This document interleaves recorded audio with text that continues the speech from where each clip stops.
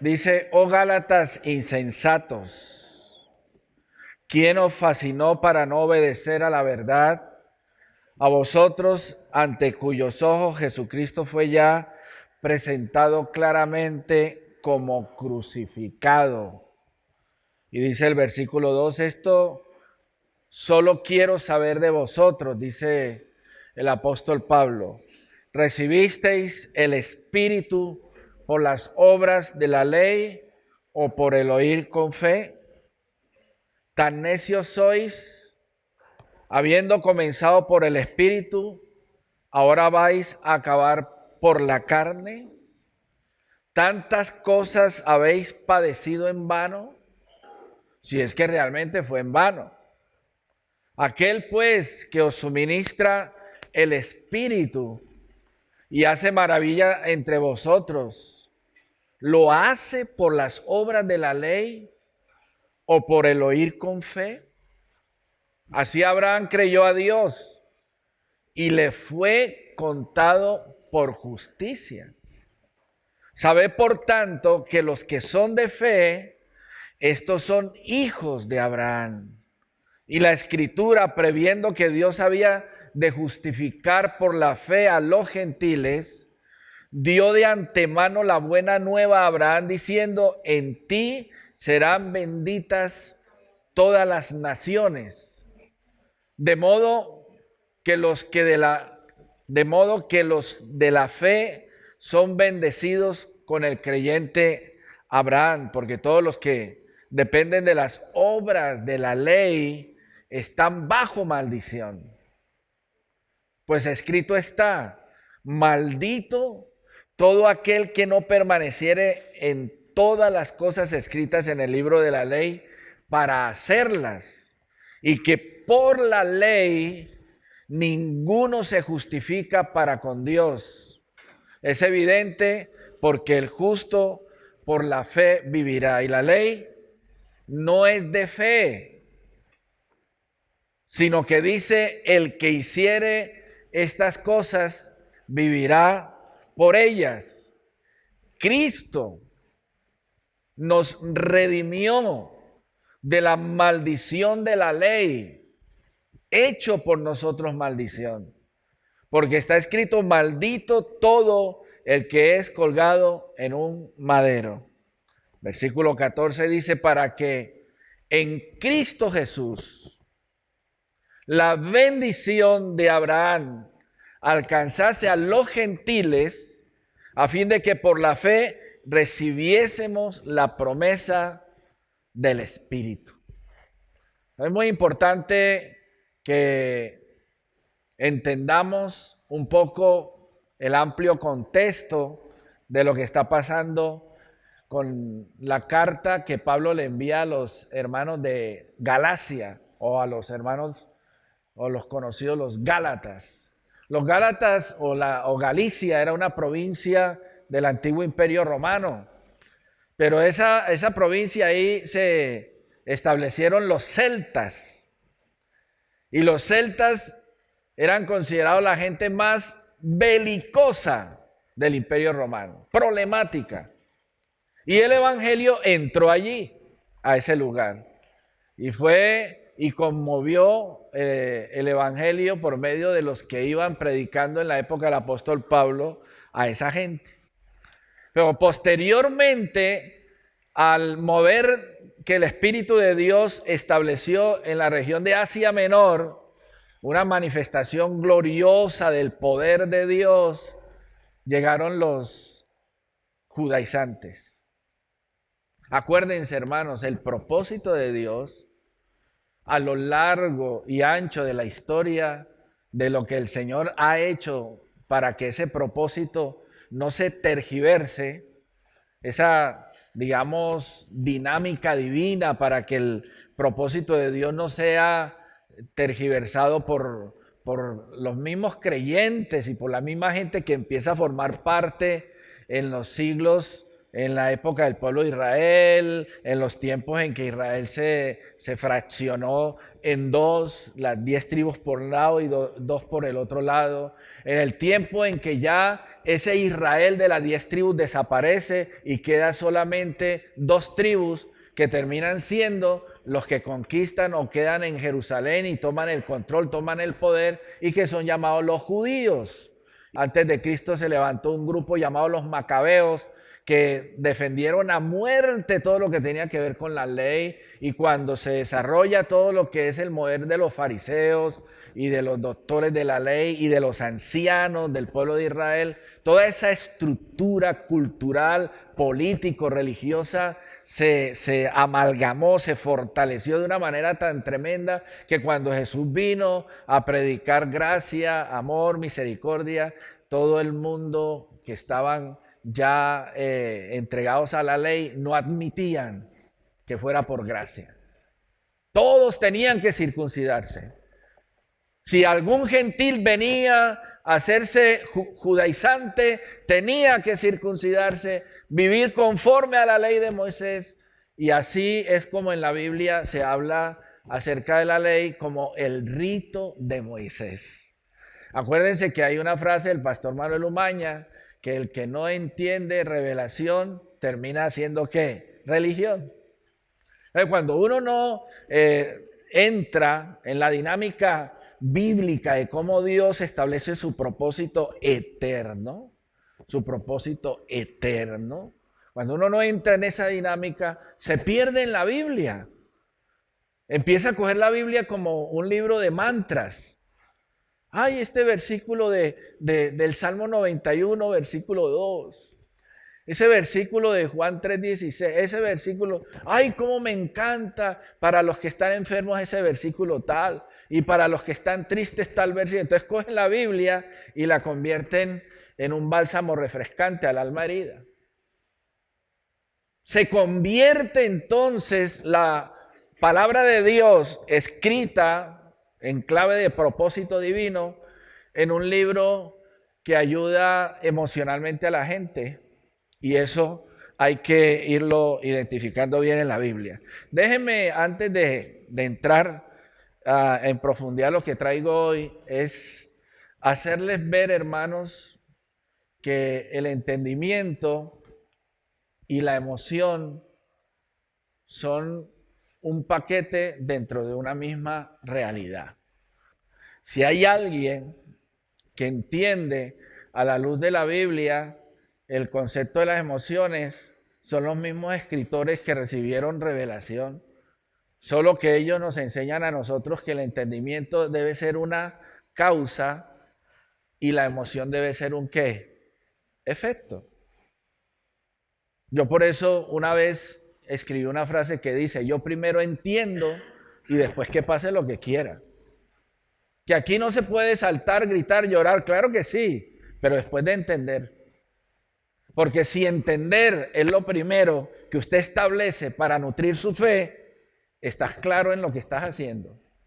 Yo primero tengo que leer la Biblia, no con un acercamiento emocional que llamamos espiritual, a ver cómo me toca Dios. No, eso no es.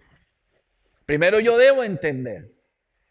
Y cuando realmente entiendo, entonces me gozo. Diga conmigo, el entendimiento es causa y la emoción es efecto. No permita nunca que la emoción sea primero que el entendimiento. Ahí es donde está la clave y el clavo. Bien, seguimos. Entonces, cuando se está hablando del propósito de Dios, que se establece a lo largo de todo el primer libro de Génesis, Éxodo, Levítico, Número, Deuteronomio, el Señor establece como unas líneas de tren, de ferrocarril, un camino trazado para montar sobre eso la locomotora de su plan y su propósito. Dios establece el camino. Pues a lo largo y ancho de ese desarrollo, de ese propósito de Dios, van a haber enemigos a muerte. Y claro, uno de los enemigos a muerte del plan y el propósito de Dios es el mismo diablo y los mismos demonios. Y a eso se le une la cantidad de instrumentos que tiene la religión para tergiversar lo que Dios ha establecido desde el comienzo. El libro de Gálatas, o la carta que el apóstol Pablo le escribe a los hermanos de Gálatas, es una expresión de enojo del apóstol con los hermanos de Galacia, porque ellos han aceptado la circuncisión y la ley de Moisés como parte del plan de salvación. Entonces lo que hacen es una mezcla de ley y gracia. Y eso es lo que a lo largo y ancho de muchas iglesias en África y en América Latina y en Estados Unidos se ha desarrollado un evangelio mezclado entre gracia y ley. Y a lo último, ¿qué es lo que tenemos que recibir, entender, la ley o la gracia? ¿Cómo es eso? Entonces Pablo, en el versículo 2 del texto que acabamos de leer, nos dice algo interesante en el versículo 1. Dice, oh Gálatas insensatos. Y luego en el versículo 3, tan necios sois. Esa palabra insensatos y esa palabra necios en griego es igual. Se escribe igual. Y tiene que ver con la mente. En griego se escribe de una manera en la que está diciendo, no tenéis entendimiento. Entonces, Pablo desafía a los hermanos de Galacia a entender el plan y el propósito de Dios. Y por eso es que encontramos algunas cosas que ya más adelante voy a ir haciendo ver. Términos clave, como siempre, tomo yo en la lectura que acabamos de hacer de Gálatas 3 del 1 al 14. Fe, ley, bendición, maldición, espíritu y carne.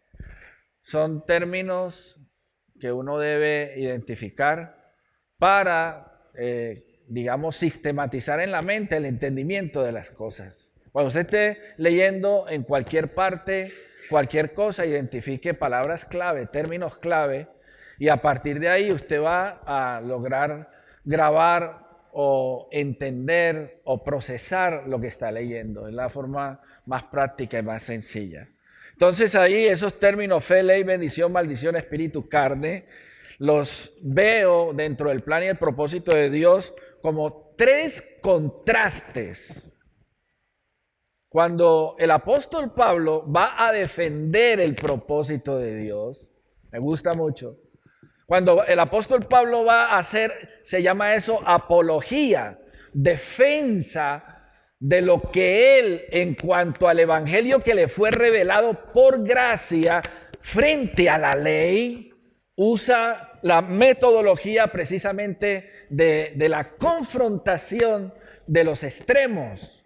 Cuando uno confronta los extremos y los pone a enfrentarse uno al otro, establece un contraste donde se puede ver perfectamente la fuerza de lo que se quiere transmitir y lo que debemos entender. Entonces, el propósito de Dios, Pablo lo va a establecer en tres contrastes basados en los términos que acabé de mostrarles.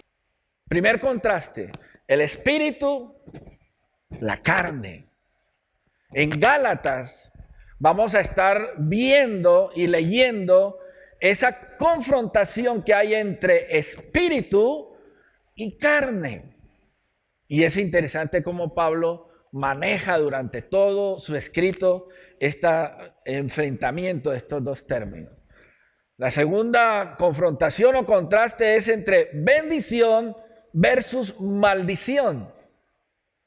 Malditos, benditos. Los malditos por causa de la ley y los benditos por causa de la gracia. El espíritu, que es el que genera el comienzo de la gracia para entender en qué posición o lugar queda la ley. Y luego la tercera es las obras de la ley versus el oír con fe. Los 6 términos que les di, espíritu, carne, bendición, maldición, ley y fe, están ahí. 3 grandes contrastes.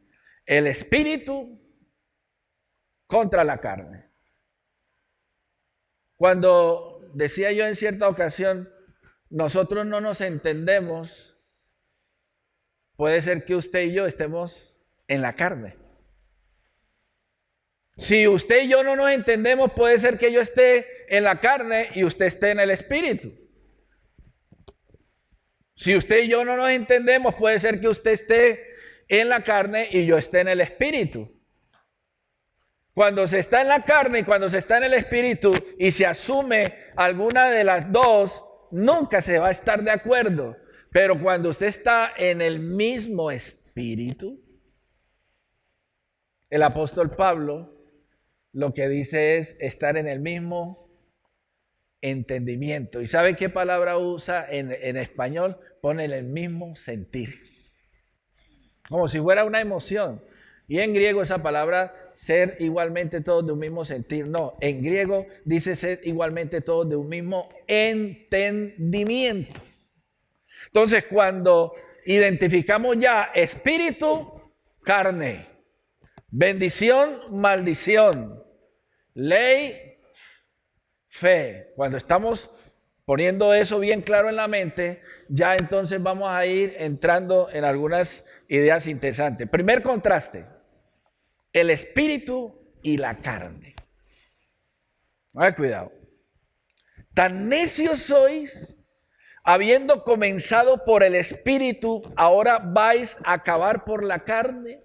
Ahora, lo que el apóstol Pablo está diciendo es que los celtas o los hermanos de Galacia no eran judaizantes, no eran judíos, no tenían nada que ver con el pueblo de Israel. Y sin embargo, cuando ya habían oído el evangelio y habían conocido la verdad de Dios, entonces llegaron los judaizantes y les cambiaron totalmente el tema. Y Pablo está diciendo, espérate, es que ustedes cuando llegaron al entendimiento y conocimiento de la verdad, no llegaron por medio de la ley, sino que entraron por medio de la gracia del Espíritu.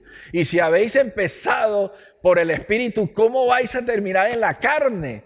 Si habéis empezado con el Espíritu y el entendimiento de la verdad del Evangelio revelado, ¿cómo vais a terminar ahora en la ley? Seguimos. En el versículo 2, versículo 3, versículo 5 y versículo 14, el apóstol Pablo usa la palabra el espíritu. Casi siempre la idea que nosotros tenemos con respecto al espíritu es que es algo amorfo, que está por ahí en alguna parte y que de pronto nos toca. Incluso la tendencia de las reuniones donde se maneja sensacionalismo puro y duro, llegan a captar el ambiente espiritual, la atmósfera del espíritu. No me acuerdo cuando manejamos esa terminología tan fuera de lugar. La atmósfera del espíritu. No, es que vamos a ver qué presencia de Dios hay en este recinto. Entonces, esa manera tan equivocada de identificar algo tan serio como es lo del espíritu, es lo que ha venido literalmente matando la iglesia, llevándola a un estado pasivo e improductivo, a una fe que no va a ninguna parte. Y por eso durante los últimos 40 años de los que yo he formado parte, donde ha habido la supuesta alabanza y danzas y todo el mundo aquí, todo el mundo allá, toda esa cuestión de sentir y de mover y todo eso, está teniendo su resultante o su impacto ahora en una iglesia totalmente adormecida.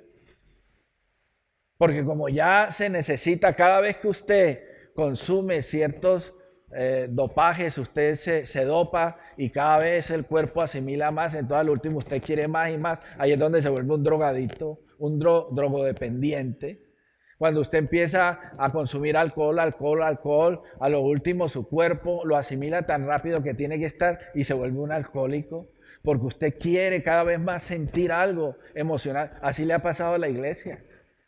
Entonces la iglesia empezó con el tema de las alabanzas, de esos cánticos israelitas de guerra, y vamos a combatir y vamos no sé qué, y que el poderoso de Israel y aquí y allá, y toda la iglesia sin entender lo que cantaba, danzaban. Entra al lugar santísimo por los atrios y no sé qué, y uno entra en la presencia, no sé qué, santísimo, y cantamos todo eso.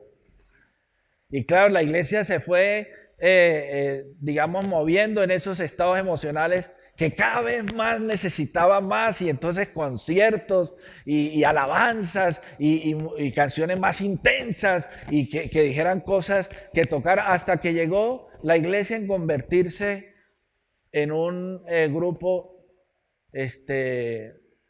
adicto, que hoy día la iglesia quiere oír cosas que le emocionen. Por eso muchos de los predicadores se centraron ya en los sermones que motivan. Hay un predicador muy conocido llamado Dante Gebel, que uno lo oye predicar y enseñar, y eso tiene una capacidad de comunicar de todas las formas habidas y por haber.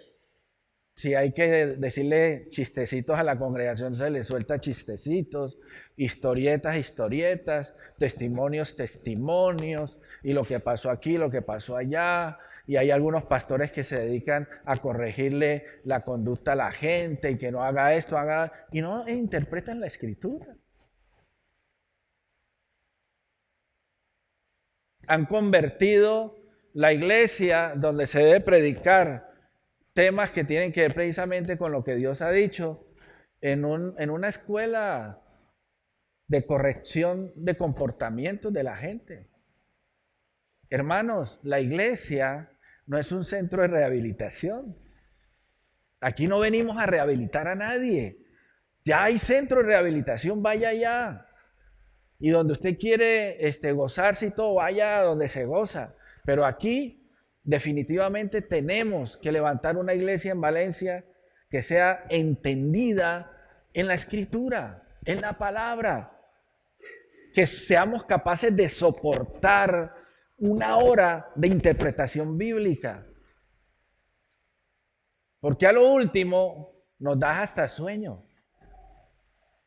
Es que el pastor no suelta ahí un chistecito de la rana René o cositas de eso, cuando en realidad hay mucho por entender en la escritura. Entonces, ¿qué es lo del Espíritu? ¿Qué es lo que versículo 2, versículo 3, versículo 5 y versículo 14 está diciendo el apóstol Pablo sobre el Espíritu? No son ambientes, no son atmósferas, no son capturar presencias de Dios aquí en este recinto. Es entender lo que en sabiduría el Espíritu de Dios nos dejó escrito en la palabra. Por eso el apóstol Pablo dice en 1 Corintios capítulo 2, versículos del 1 hasta el 4, cuando fui a vosotros, no fui con excelencia de palabras de sabiduría humana, para que vuestra fe no esté fundada en la sabiduría de los hombres, sino en el poder de Dios. Y ese poder de Dios al que se refiere el apóstol Pablo tiene que ver con lo que el Espíritu de Dios revela y dejó por escrito en la palabra. El apóstol Pablo, en este contexto, se refiere al hombre interior y al hombre exterior. Es decir, cuando está poniendo el contraste entre el espíritu y la carne, dentro del contexto de lo que Pablo está hablando, tiene que ver con la circuncisión exterior. La carne ahí no se refiere a otra cosa, sino a cómo los judaizantes seguían insistiendo que para poder ser salvos tenían que circuncidarse los que venían a Cristo. Y entonces la circuncisión, que es una señal externa del pacto que Dios hizo con Abraham, da a los judíos esa garantía, esa seguridad que son ellos los merecedores de la promesa que Dios le hizo a Abraham, porque el pacto perpetuo es la circuncisión externa. Entonces Pablo a eso le llama carne. La carne, eso es el hombre exterior, que ya en algunos contextos otros han interpretado otras cosas sobre el hombre exterior. El hombre exterior es aquel que mediante el pacto de la circuncisión puede evidenciar que fue circuncidado su prepucio y por lo tanto pertenece a los descendientes o a la simiente de Abraham. Entonces el apóstol Pablo en este contexto se refiere al hombre interior, que es el hombre del neuma, que es el hombre del espíritu, que es el que se circuncida. ¿Dónde? ¿Dónde? En el corazón. El hombre interior, el hombre del neuma, el hombre del espíritu, es el que se ha circuncidado en el corazón. Y una de las cosas que el apóstol Pablo insiste en este texto que acabamos de leer de Gálatas 3, versículos del 1 al 4, es la expresión oír con fe. ¿Cuándo es que una persona nace a la vida del Espíritu? El nuevo nacimiento que habla el apóstol Juan. ¿Cuándo es que ocurre esa circuncisión? ¿Cómo es que se da? Jesús lo dijo a las multitudes: oíd y entended. El primer proceso que se da para que una persona inicie ese andar en el Espíritu es oír, acuo y entender. Y acuérdese que el entendimiento tiene que ver con la determinación que yo hago en mi voluntad para captar, procesar, recibir, como quiera llamarle, lo que estoy oyendo o lo que estoy leyendo. Es que yo leo, pastor, yo leo este pasaje de la Biblia y yo no lo entiendo. Pues empiece a tomar de manera vertical la decisión de entender. ¿Y cómo tiene que entender? Pues ya nosotros aquí hemos enseñado el método gramático histórico o el método hermenéutico que usamos para entender, para interpretar. Seguimos. En Efesios 3:16 dice: para que os dé conforme a la riqueza de su gloria el ser fortalecidos con poder en el hombre interior por su espíritu. ¿Qué es su espíritu? La palabra. ¿Qué dice el apóstol Pablo? La espada del espíritu es la palabra. Entonces, si usted todavía, o yo todavía no me he explicado bien, la voy a soltar un poquito mejor. Siempre estamos pensando en Espíritu de Dios, lléname. Aquí estoy. Y lloramos. Eso no. ¿Usted quiere ser lleno del Espíritu? Lea las palabras. Porque la espada del Espíritu es ¿qué? La palabra, la Biblia. Queremos un atajo que ha sido prácticamente lo que ha usado la religión como instrumento para entontecer a la gente. Hermano, deje ahí donde usted está que el Espíritu de Dios te toque. Eso es fácil. Entonces el Espíritu de Dios me toca. ¿Y qué? ¿Ya no leo? ¿Ya no interpreto? ¿Ya no entiendo? No, deje que el Espíritu de Dios, con base a lo que está escrito, te desafíe a entenderlo, porque Él nos dejó su palabra, y luego que usted la entienda, quebrántese, llore, grite, gima, haga lo que quiera. ser fortalecidos con poder en el hombre interior por su espíritu. Lo único que alimenta al hombre del espíritu, al hombre del neuma, es la palabra, porque la palabra es espíritu. La carne, ya hemos tocado un lado de la moneda, ahora el otro lado de la moneda. Gálatas 6, 12 al 15. La carne dice, todos los que quieren agradar, ¿qué? En la carne. Estos os obligan a que os circuncidéis solamente para no padecer persecución a causa de la cruz de Cristo. Nosotros aquí, este texto que estamos leyendo, no nos sabe a mucho. Pero vaya uno viva en Jerusalén y vaya uno en medio de judíos ortodoxos, o que haya un contexto radical que defienden, por ejemplo, en el caso de los musulmanes con Mohamed o Mahoma, que defienden a muerte a Mahoma, el profeta, y vaya predique algo en contra de Mahoma en un contexto musulmán, si se siente muy valiente. Pues cuando Pablo estaba diciendo, todos los que quieren agradar en la carne, estos obligan a que os circuncidéis solamente para no padecer persecución a causa de la cruz de Cristo, porque los judíos, en la época del apóstol Pablo, que tenían una, digamos, ¿cómo se llama eso? Negocio, acuerdo con el imperio romano. Los judíos tenían la autoridad. Acuérdense que Saulo de Tarso iba persiguiendo a los cristianos y encontraba a algunos para machacarlos. Se sufría por lo que se creía. A muerte. Nosotros no. Nosotros aquí nos da lo mismo. Pero hay que entender esto que está diciendo Pablo. Algunos se circuncidan para no tener problemas con nadie. Es como si aquí en este contexto se nos preguntaran, ¿usted bautizó en agua a su niño en la iglesia católica? Y entonces usted, para que su hijo sea recibido en algún colegio a estudiar, lo primero que le preguntan, ¿su hijo es bautizado?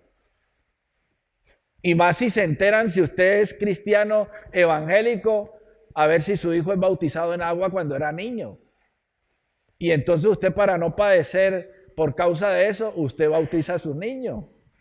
Ya ahora no es así, pero hace muchos años el poder de la Iglesia Católica en América Latina era tremendo. Usted no podía estudiar o entrar a algún plantel educativo si no era fiel a los diferentes sacramentos de la Iglesia Católica. Bautismo, confirmación, primera comunión, etcétera, etcétera.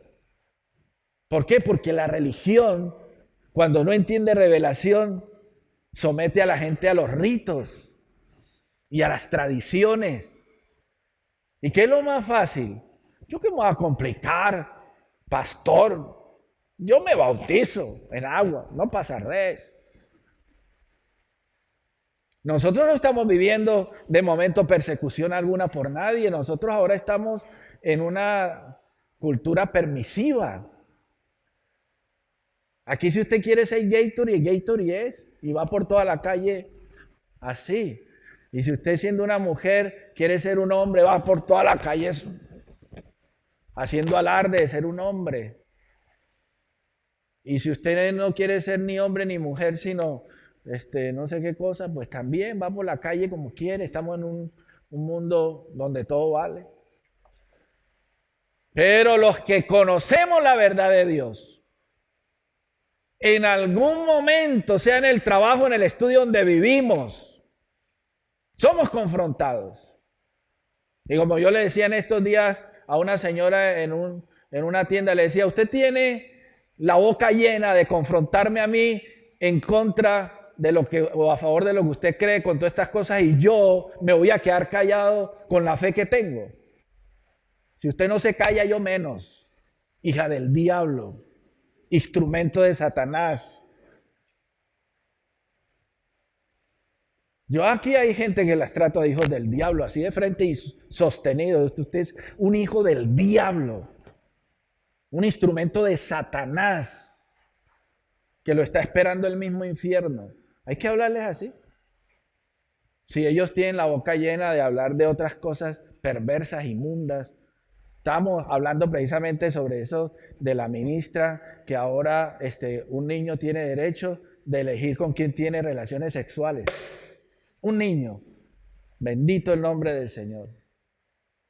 Bueno, se me daña el sermón si me voy por ahí. Gálatas 6, 12, ahora 13. Porque ni aun los mismos que se circuncidan guardan la ley, pero quieren que vosotros os circuncidéis para gloriarse en vuestra carne. Eso es lo que quiere la gente. Cuando usted no va con lo que se habla allá afuera, la gente se incomoda. No, pero ¿qué problema hay si ya el pastor hasta gay es? Sí, hay pastores gays en Alemania. ¿Qué problema es ese si ya hay gays pastoreando las congregaciones? ¿Qué buscan ellos? Inicialmente, confrontación. Y cuando ya uno camina igual a ellos, entonces lo que Pablo dice, para luego gloriarse en vuestra carne. Dice, porque ni aun los mismos que se circuncidan guardan la ley, no la guardan.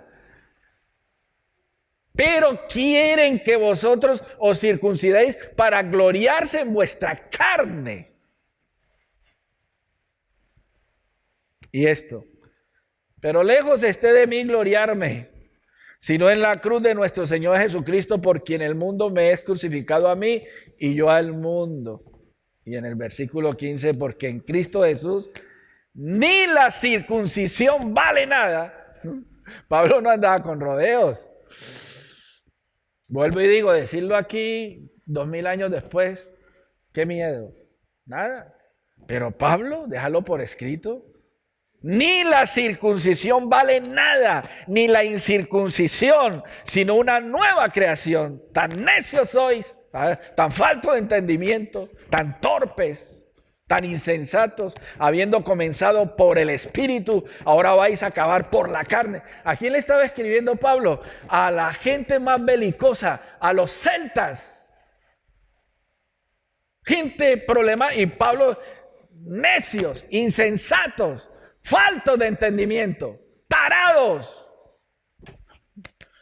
Anda con rodeos por el celo de entender la palabra. Otra vez teníamos la carne, el espíritu. Pero hay un segundo contraste que establece Pablo para defender el plan y el propósito de Dios. Bendición, maldición. Cristo nos redimió de la maldición de la ley. Hecho por nosotros maldición, porque está escrito: maldito todo el que es colgado en un madero. Si es por la ley, nadie fue capaz de cumplirla. Solo uno, Jesús. Y se hizo maldito por nosotros. Y en virtud de esa muerte en la cruz, obtuvo nuestra bendición. Se hizo maldito para que nosotros fuéramos benditos. Y dice, para que en Cristo Jesús la bendición de Abraham alcanzase a los ecuatorianos, a los colombianos, a los bolivianos, y si por ahí queda espacio, a los brasileños. Si alcanza, pues. Para que en Cristo Jesús la bendición de Abraham alcanzase a los gentiles. ¿Quiénes son los gentiles? Todo el que no es judío o judaizante para los judíos. Somos el gentío. A fin de que por la fe recibiésemos la promesa del Espíritu. Aleluya. La vida del neuma, la vida del Espíritu. Tercer contraste, ya voy a terminar. La fe y la ley. Gálatas 3:12. Y la ley no es de fe. Y la ley no es de fe. ¿Por qué la ley no es de fe? Porque la ley es de obras, de acciones, de ritos, de sacrificios, de hacer cosas para lograr otras. Entonces yo diezmo para que Dios me dé. Y yo ofrezco el corderito para que me sean perdonados mis pecados. Y yo hago conforme a la fiesta del Yom Kippur, del jubileo, de las trompetas, de las cabañas, las fiestas conforme al rito. ¿Por qué? Porque si yo vivo conforme a la ley, estoy haciendo obras meritorias, de tal manera que Dios queda endeudado conmigo. Yo todo esto lo he hecho y Dios ahora imagínense lo que me tiene que dar. Diezmé, oré 2 veces en la semana, ayuno, etcétera, etcétera. La ley no es de fe, sino que dice, el que hiciera estas cosas de la ley, vivirá por ellas. Usted quiere vivir conforme a la ley, tiene que hacer de acuerdo a la ley. Eso sí, cuidado con faltar a un mandamiento de la ley, porque usted es un maldito. La única manera para que un gentil logre la bendición que Dios le dio a Abraham es por medio de ¿qué? ¿Por medio de qué? ¿Por medio de qué? ¿Ah? De la fe. La única manera. No, es que yo quiero que Dios me bendiga. Aleluya. Yo voy a ver si me ayuno unos 3 días seguidos. No, yo quiero que Dios me bendiga. Yo voy a ver si me voy a pie descalzo de aquí a Madrid, pagando un voto. No, es que yo quiero que Dios me bendiga. Yo me voy a comprar una parte de la sábana blanca que me vale 100,000 euros. No, es que yo quiero que Dios me bendiga. Voy a ayudar a los pobres. Y así se entiende la salvación por obras. Es como el que realmente trabaja y por causa de sus 8 horas de trabajo merece su salario porque lo ganó haciendo. Aquí usted no gana la salvación haciendo nada. Eso es lo que le incomoda al religioso. El religioso dice, ¿cómo? No hay que orar, no hay que ayunar, no hay que ir al culto, no hay que esto, no hay que lo otro. No, aquí es por fe. El asunto es que todavía no han entendido qué es la fe, que es el tema medular aquí. Mas la escritura, dice el apóstol, lo encerró todo bajo pecado, para que la promesa que es por la fe, la promesa que es por la fe en Jesucristo, fuese dada a los que creen, a los creyentes. Pero antes que viniese la fe, estábamos confinados, encarcelados, controlados, dominados, con el pie aquí en el cuello, bajo la ley. La ley lo único que hace es poner de manifiesto cuán santo es Dios y cuán miserable pecador somos nosotros. Eso es la ley. La ley no es mala. La ley es buena, solo que nos encarcela, nos azota, nos condena y no nos da opción, nos maldice.